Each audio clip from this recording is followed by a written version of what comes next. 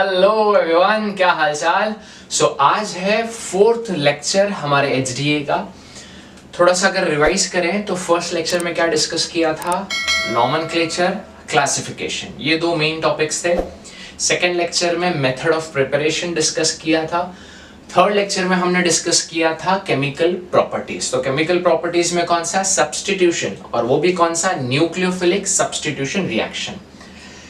आज हम लोग सेम केमिकल प्रॉपर्टीज ही पढ़ेंगे बट थोड़ा सा नेक्स्ट लेवल है। सब्स्टिट्यूशन पहले कर लिया, अब करने वाले हैं हम एलिमिनेशन रिएक्शन के बारे में बात। आप हेडिंग लिख लीजिए, elimination reaction.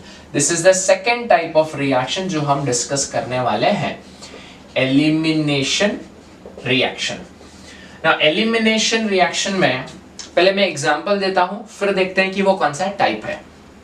So what I do is CH2, इसको CH3 ले लेते हैं, CH2 और यहाँ पे ले लेता हूँ Cl, है ना, प्लस यहाँ पे स्टूडेंट्स में डालता हूँ KOH। कौन सा है, एक्वस नहीं, एक्वस डालेंगे तो Cl हट के OH आ जाएगा, सब्स्टिट्यूशन हो जाएगा।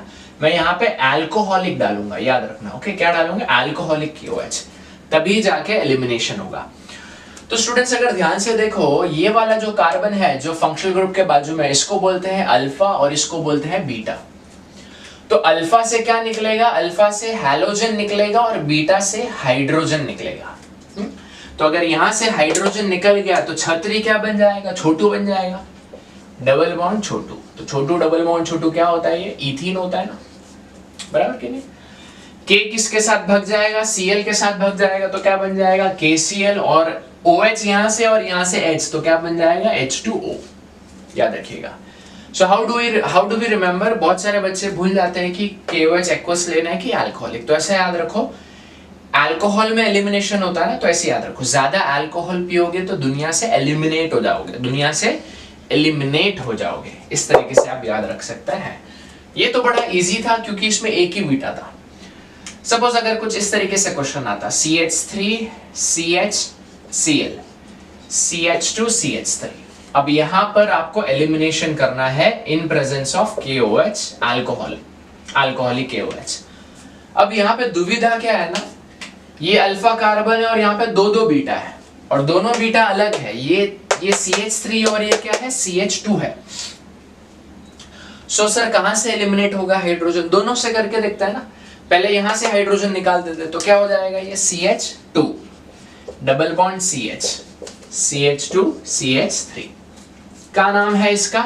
4 कार्बन है, ब्यूट 1 इन की ब्यूट 2 इन, दिस इज ब्यूट 1 इन। ये वाले कार्बन से भी तो निकल सकता है ना, यहां से निकलेगा तो क्या होगा, CH3 CH double bond CH CH3। अब मुझे बताइए इस कंपाउंड का नाम क्या है, ये है अपना ब्यूट 2 इन।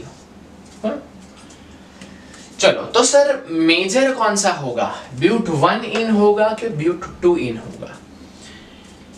तो यहां पर एक बंदा आता है जिसका नाम है सेडजेफ,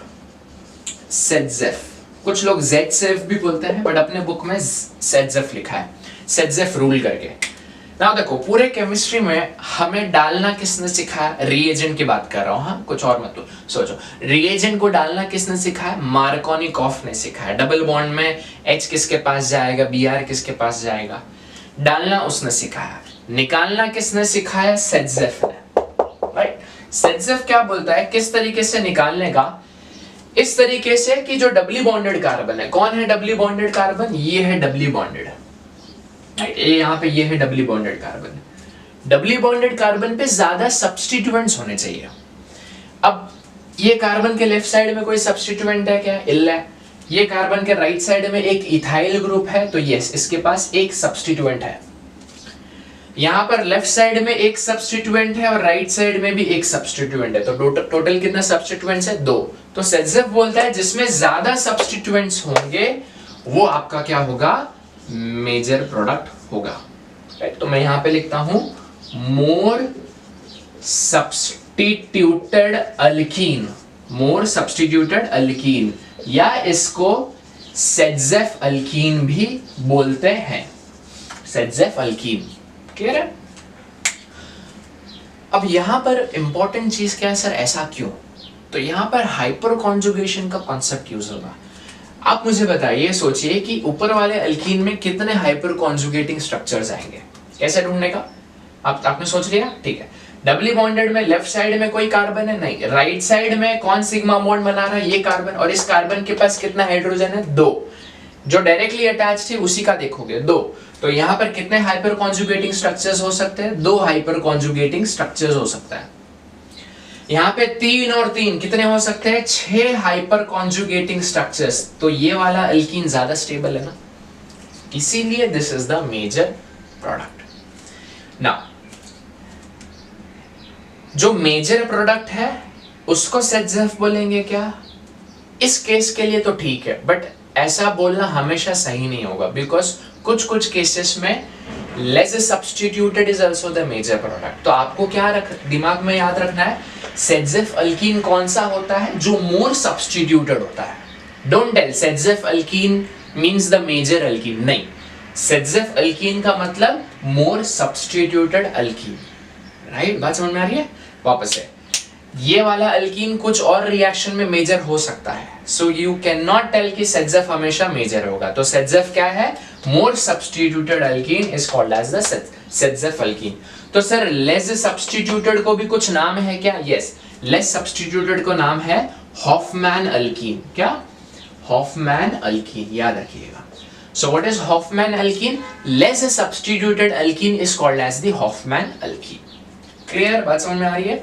सो व्हाट इज सेटजेफ रूल, मैं बोलूंगा, लिखूंगा नहीं यहाँ पर, आप चाहिए तो नोट डाउन कर सकते हैं मैं जो बोल रहा हूँ।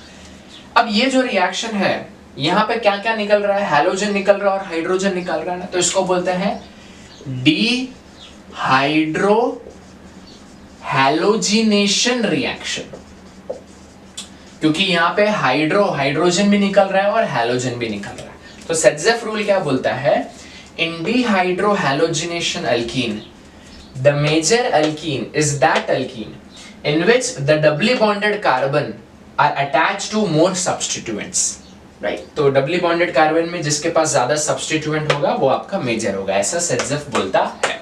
क्लियर, तो आप लोग इसको नोट डाउन करें, फिर आगे बढ़ते हैं हम लोग रिएक्शन विद मेटल्स की तरफ। फटाफट इसको नोट डाउन करें, अच्छे से करिएगा, असाइनमेंट जब मैं दूंगा, एमसीक्यूज जब करेंगे तो बहुत काम में आएगा ये, ठीक है। सो I'll erase this now. Okay.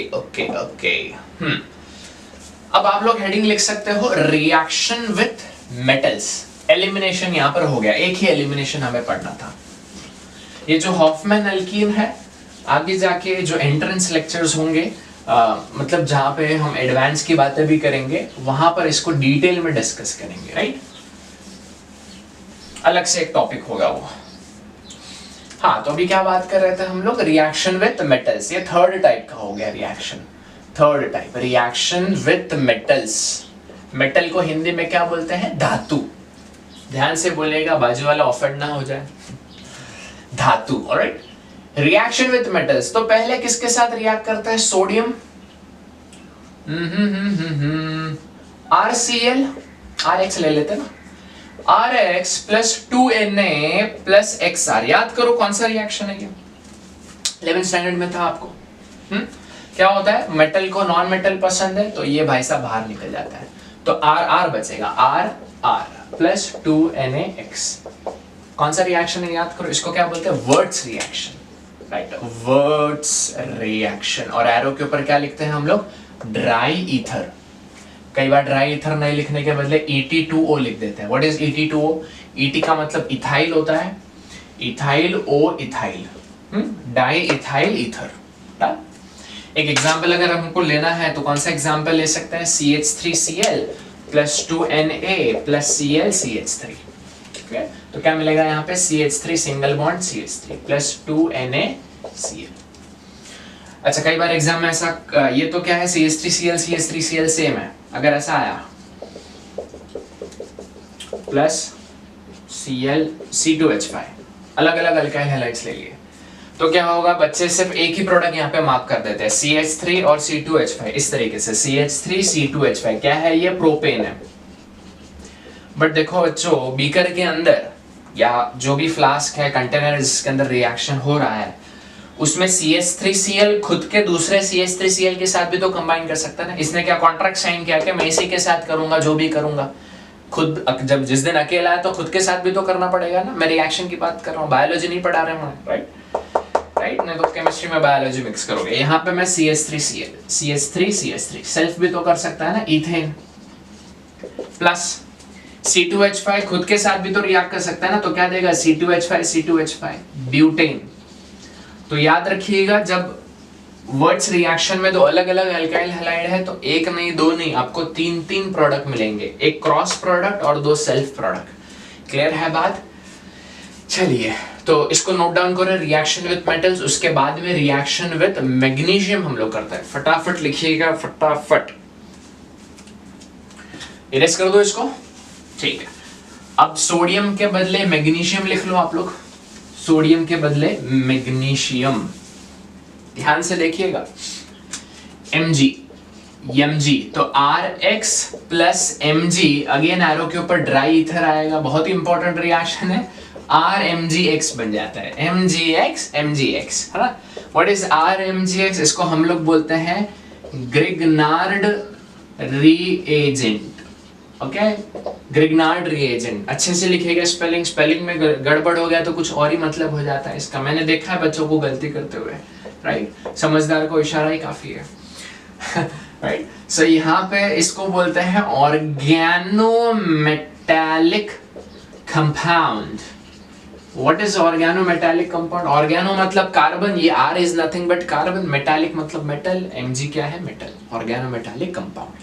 Now Grignard reagent जब भी हम यूज करते हैं तो हम लोग हमेशा पोलर नॉन पोलर सॉल्वेंट ही क्यों यूज करते हैं, पोलर क्यों नहीं? देखो RMgX के अंदर अगर सपोज वाटर यूज कर लिया तो क्या होगा सर, ऐसा क्या हो जाएगा? चलो देखते हैं। मैग्नीशियम के टकले पे जो है वो पॉजिटिव चार्ज रहता है क्योंकि मेटल है। अगर मैग्नीशियम पॉजिटिव है तो उसके बाजू वाला बाय डिफॉल्ट नेगेटिव हो जाएगा। अब यहाँ पे ये पॉजिटिव है, ये नेगेटिव है। Now this is negative will attract what? Positive. तो ये क्या बन जाएगा यहाँ पे? RH। What is RH? Alkane बन जाएगा, which is not a desirable product in the above reaction, isn't it? Not just water, even if you use ROH which has acidic proton, if you use carboxylic acid, right, if you use acetylene CH triple bond CH which has acidic hydrogen, तो जब भी ये compounds use करते हैं तो Grignard reagent RH बना लेता है। ये कितना भी बड़ा R होने दो, जैसे अगर फॉर एग्जांपल कुछ ऐसा दिया गया है MgX, राइट, और इसके अंदर आपने एसिटिलीन डाल दिया, तो अब क्वेश्चन में आता है कि what is the product form. तो होगा क्या, ये वाला जो कार्बन है ये Mg से हटके एक H+ ले लेगा, तो क्या बनाएगा? बेंजीन बनाएगा। Clear? So this is reaction with metals. तो यहाँ पे स्टूडेंट्स क्या कंप्लीट हो गया? HDA के रिएक्शंस कंप्लीट हो गए हैं। पहला क्या था? न्यूक्लियोफिलिक सब्स्टिट्यूशन रिएक्शन, जिसमें पूरा लिस्ट दिया था मैंने। दूसरा एलिमिनेशन, और तीसरा रिएक्शन विद मेटल। दो मेटल की, कौन सा? Sodium and magnesium. चलिए अब इसको मैं इरेज कर देता हूं, आप कॉपी कर लो फटाफट।